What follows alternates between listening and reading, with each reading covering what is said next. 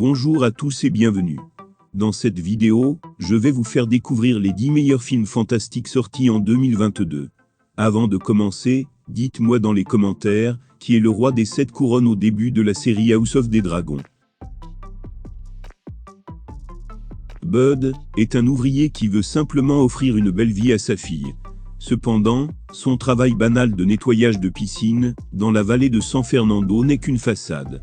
À côté de sa véritable source de revenus, il chasse des vampires et vend leur croc à un prêteur sur gage pour résoudre ses problèmes d'argent. En effet, la chasse aux vampires est une affaire très lucrative, malgré les nombreux risques que courent les chasseurs. Malheureusement pour Bud, son ex-femme décide de partir en Floride avec leur fille, qui fréquente une école privée aux frais de scolarité élevés. Afin de payer les frais de scolarité, de couvrir ses dettes, et d'acheter des appareils dentaires à sa fille, Bud est obligé de retourner au sein du syndicat des chasseurs de vampires. Maintenant il n'a qu'un objectif en tête, tuer le plus de vampires qu'il croise. Le professeur Albus Dumbledore sait que le puissant sorcier noir Gellert Grindelwald cherche à prendre le contrôle du monde des sorciers. En effet, les sorciers vont être amenés à élire leur prochain dirigeant, le chef de la Confédération magique internationale. Ainsi, inquiet de l'ascension rapide et du gain de popularité de Gellert Grindelwald, Albus Dumbledore confie à Norbert Dragono et à ses amis une mission qui les conduira à perturber les plans du mage noir et à affronter ses partisans de plus en plus nombreux. Cependant, cette mission prend une tournure personnelle pour Norbert lorsqu'il croise la route du Qilin, une créature chinoise menacée, capable de lire dans l'âme, et de choisir la personne la plus digne de gouverner. Conscient de l'importance des enjeux, et de la guerre qui approche, de son côté Dumbledore se demande combien de temps encore il pourra demeurer en marge des événements. Après s'être installé à Green Hill, Sonic se sent prêt pour plus de liberté, car il veut maintenant prouver qu'il a l'étoffe d'un véritable héros. Tom et Maddie acceptent alors de le laisser seul à la maison, pendant qu'ils partent en vacances. Mais à peine sont-ils partis, que le docteur Robotnik revient, mais cette fois avec un nouveau partenaire, Knuckles. Ils sont à la recherche d'une émeraude qui a le pouvoir de construire et de détruire des civilisations. Pour les mettre hors d'état de nuire, Sonic fait équipe avec son nouvel acolyte, nommé Tails. Ensemble, ils embarquent dans un voyage pour trouver la pierre, avant qu'elle ne tombe entre de mauvaises mains. Tessa est une étudiante passionnée de photographie qui passe son temps à errer à la recherche d'opportunités photographiques. C'est lors d'une de ses escapades qu'elle fait la rencontre de Skylar, un jeune homme très charmant. Ils s'entendent bien et finissent par se mettre en couple, et très rapidement leur histoire d'amour devient intense. Le corps, l'esprit et le cœur de Tessa et Skylar sont en parfaite harmonie, et le monde semble être à leurs pieds. Cependant, après avoir été impliquée dans un accident de la route, Tessa meurt et est ramenée à la vie dans un hôpital pour retrouver Skylar, mort.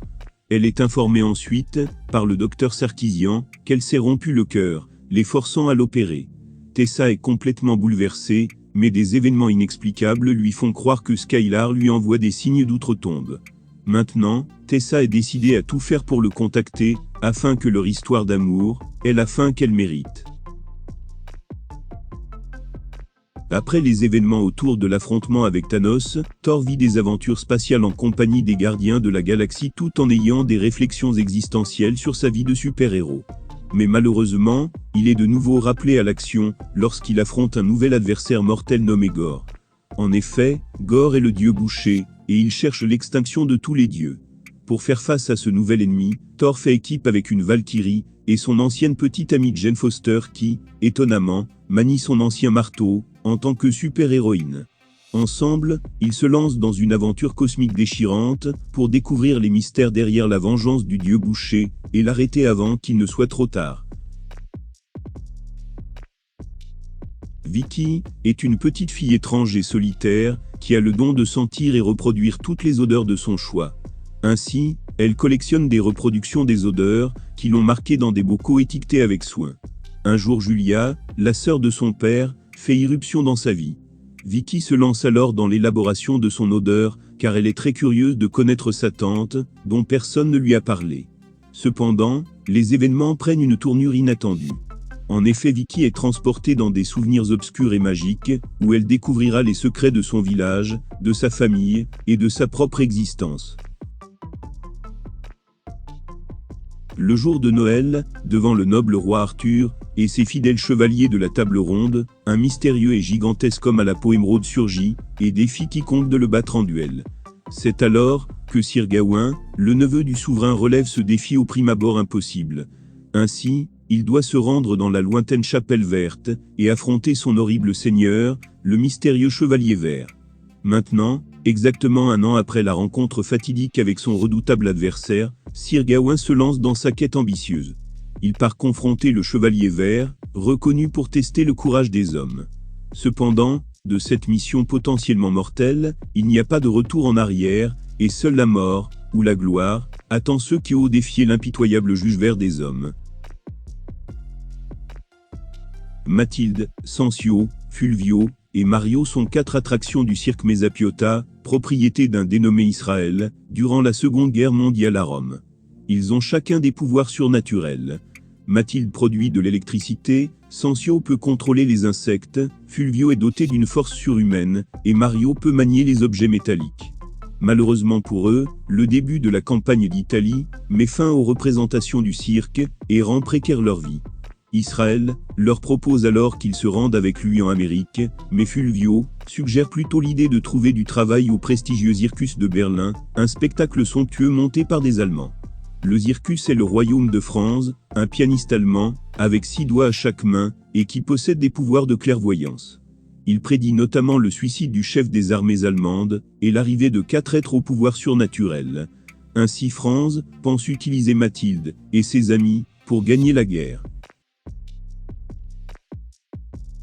Alitea est une universitaire qui, bien que satisfaite par sa vie, porte un regard sceptique sur le monde. Au cours d'un voyage à Istanbul, elle achète dans un bazar une ancienne bouteille qui, elle ne sait pas, renferme un génie. Après l'avoir libéré accidentellement, le génie lui propose d'exaucer 3 vœux en échange de sa liberté. Mais malheureusement pour lui, Alitea est bien trop érudite pour ignorer que, dans les contes, les histoires de vœux se terminent mal. Ainsi elle accuse le génie d'être un escroc.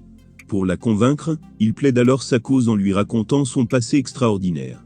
Finalement, séduite par ses récits fantastiques, elle finit par formuler un vœu des plus surprenants. Peu après les événements de son périple avec Spider-Man, des visions bizarres d'une mystérieuse adolescente bloquée dans une dimension inconnue hantent le Dr Stephen Strange. Finalement, lorsque Strange rencontre la fille extraordinaire de ses rêves, les frontières délicates entre la réalité actuelle et un monde alternatif insondable commencent à s'effondrer. En très peu de temps, d'horribles créatures travaillant pour des forces infâmes sèment le chaos, fusionnant des univers parallèles en une réalité dangereuse. Le Docteur Strange fait alors équipe avec la mystérieuse adolescente de ses rêves qui peut voyager à travers le multivers pour combattre ces multiples menaces, y compris des versions de lui-même d'autres univers, qui menacent d'anéantir des millions de personnes à travers le multivers. Malgré tout, au cours de cette aventure, il sera obligé de demander l'aide de Wanda la sorcière écarlate, Wong et d'autres puissantes personnes. Nous voici à la fin de cette vidéo. On se dit à la prochaine pour une nouvelle vidéo de suggestions de films et séries.